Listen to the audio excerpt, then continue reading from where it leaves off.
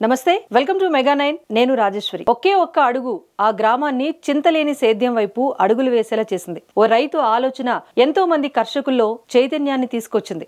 రసాయనాల సేద్యం రాజ్యమేలుతున్న ప్రస్తుత తరుణంలో తక్కువ ఖర్చుతో లాభాలను ఏ విధంగా సొంతం చేసుకోవచ్చో తన సాగు విధానాల ద్వారా తోటి రైతులకు అవగాహన కల్పిస్తున్నారు ఈ సాగుదారు.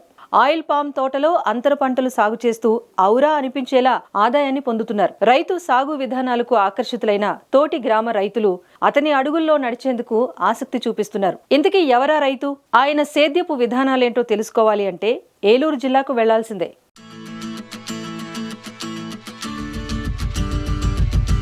ఏలూరు జిల్లా ద్వారకా తిరుమల మండలం గుండుగొలనుకుంట గ్రామంలో రైతులు ప్రకృతి వ్యవసాయం వైపు అడుగులు వేస్తున్నారు. ఈ గ్రామానికి చెందిన రైతు ఓబులిశెట్టి గోపాలకృష్ణ తనకున్న కొద్దిపాటి వ్యవసాయ భూమిలో పండు కూరగాయలను పూర్తి ప్రకృతి సిద్ధంగా పండిస్తున్నారు. తక్కువ పెట్టుబడితో అధిక ఆదాయాన్ని ఆర్జిస్తూ అందరికీ ఆదర్శంగా నిలుస్తున్నారు. మామూలుగా రైతులు ఒకప్పుడు తమ పొలాల్లో ఒకే పంటను పెద్ద ఎత్తున సాగు చేసేవారు. అయితే ప్రకృతి విపత్తులు, పురుగు పట్టడం, తెగుళ్లు వంటి సమస్యలు వచ్చినప్పుడు పంట చేతికి అందక పెట్టిన పెట్టుబడి కూడా పోయి తీవ్ర నష్టాలను మూటగట్టుకునేవారు. అందుకే ఈ రైతు 2 ఎకరాల పామాయిల్ తోటలో అంతర పంటలను సైతం సాగు చేస్తున్నారు.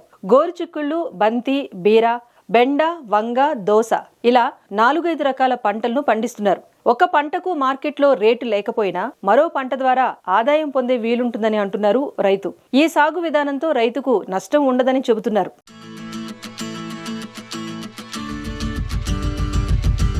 చాలా మంది సాగుదారులు పంట త్వరగా చేతికి అందాలన్న ఆశతో మితిమీరిన క్రిమి సంహారకాలు, రసాయనాలను పంటలపై విరివిగా వినియోగిస్తున్నారు. అయితే మోతాదుకు మించి రసాయనాలు వాడి పంట పండించిన రైతన్నలు వాటిని తిన్నవారు అనారోగ్య సమస్యల బారిన పడుతున్నారని నివేదికలు చెబుతున్నాయి. అందుకే గోపాలకృష్ణను ఆదర్శంగా తీసుకుని ప్రజల ఆరోగ్యానికి పెద్దపీట వేసి గుండుగొలనుకుంట గ్రామంలోని కొంతమంది రైతులు ప్రకృతి సేద్యం వైపు అడుగులు వేస్తున్నారు. తమకున్న భూమిలో ప్రకృతి ఎరువులతో విభిన్న పంటల్ని పండిస్తున్నారు. మేము ప్రకృతి వ్యవసాయం చేస్తుంటాం.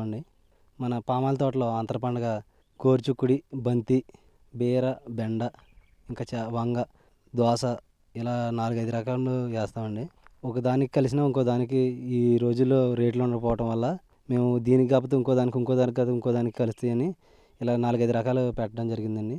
అంటే ఒకటే పంట వేసి ఒకవేళ అది అమ్ముడుపోతే ఒకవేళ లాస్ వచ్చినా ప్రకృతి విపత్తుల వల్ల ఏదైనా ఇబ్బంది వచ్చినా ఇది కాకపోతే అది ఉంటుంది అన్నట్టు 4 పంటలు వేస్తాం. అంతేనండి. ఈ రోజుల్లో ఎలా ఉంటుందో ఏంటో తెలియదు కాబట్టి రేట్లు కూడా మార్కెట్ సరిగ్గా ఉండలేదు కాబట్టి అండి, ఇది కాకపోతే బంతికి కాకపోతే గోరుచిక్కుడికి కాకపోతే బంతికి, అలాగే బెండకి కానీ వీటిలో ఏదో ఒక రకం మనకు నష్టం కలిగించకుండా ఉంటుందని మేము 4 రకాలు వేయడం జరిగిందండి. సేంద్రీయ వ్యవసాయం అంటే ఈ రోజుల్లో అందరూ పురుగు మందులు కొట్టి మన ఆరోగ్యం చాలా నాశనం చేస్తున్నారండి. కాబట్టి ప్రకృతి వ్యవసాయం చేస్తున్నామండి. చేప బెల్ల ద్రావణం, కోడిగుడ్డు నిమ్మరసం, పుల్లట మజ్జిగ, అగ్నాస్త్రం ఇలాంటివన్నీ కొట్టి ఆరోగ్యపరంగా మందులు వాడకుండా ప్రకృతి వ్యవసాయం చేస్తున్నాం. న్యాచురల్గా ఆర్గానిక్ వల్ల కొంచెం తక్కువ అవుతుందండి. పంటలు కూడా బాగుంటాయండి. మనం కూడా ఆరోగ్యంగా ఉంటామని ఆ ఉద్దేశంతో మనం ఇవన్నీ చేయడం జరుగుతుందండి. వాస్తవానికి రసాయనాల సాగులో పండించిన పంటకు ప్రకృతి సేద్యం ద్వారా వచ్చే దిగుబడికి చాలా వ్యత్యాసం ఉంటుంది. కానీ సహజ సిద్ధంగా పండిన పంటకు మార్కెట్లో మంచి ధర ఉంటుందని గ్రామానికి చెందిన రైతు ఆంజనేయులు చెబుతున్నారు. ఇక ప్రకృతి వ్యవసాయానికి అలవాటు పడిన భూములు సారవంతంగా మారుతాయని, నాణ్యమైన పంట దిగుబడి వస్తుందని అంటున్నారు. అదే రసాయన సేద్యంలో పంట త్వరగా వచ్చినా దిగుబడి పెరిగినా రాను రాను తెగుళ్ల బెడద అధికమై పంట నిర్జీవంగా తయారవుతుందని, ఈ ఏడు వేసిన పంట మరుసటి ఏడాది పండించే అవకాశం ఉండదని రైతులు చెబుతున్నారు. నా పేరు ఆంజనేయులండి. గుండుగొలనుకుంట, ద్వారకా తిరుమల మండలం. మేము ఎక్కువగా కూరగాయల వ్యవసాయం ఎక్కువగా చేస్తూ ఉంటామండి.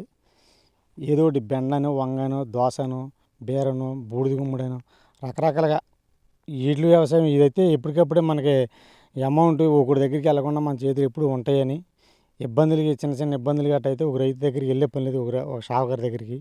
మనకి దీనివల్ల ఉపయోగం ఏంటంటేనండి, మెయింటెనెన్స్కి ఇబ్బంది ఉండదండి. మొత్తం ఇదే చేస్తాం, సేంద్రీయ వ్యవసాయమేనండి ఎక్కువగా. అయితే వీటి వల్ల ఉపయోగం ఏంటంటేనండి, కొంచెం లేటుగా గ్రోత్ వచ్చినా కానీ దీని స్టామినా బాగుంటుందండి. ఆ జీవామృతం అని, లేకపోతే చేప బెల్ల ద్రావణం అని, కోడిగుడ్డు నిమ్మరసం, అగ్నాస్త్రం, బ్రహ్మాస్త్రం ఇటువంటివన్నీ మా ఊళ్ళో గోపాలకృష్ణ గారని ఆయన బాగా వాటికి తయారు చేస్తూ ఉంటారన్న మందులు. అవి తీసుకొచ్చి మేము వారానికి ఎటు పరిస్థితుల్లో ఒక రౌండ్ ఏదో ఒకటి అది పిచికారీ చేస్తూ ఉంటామండి.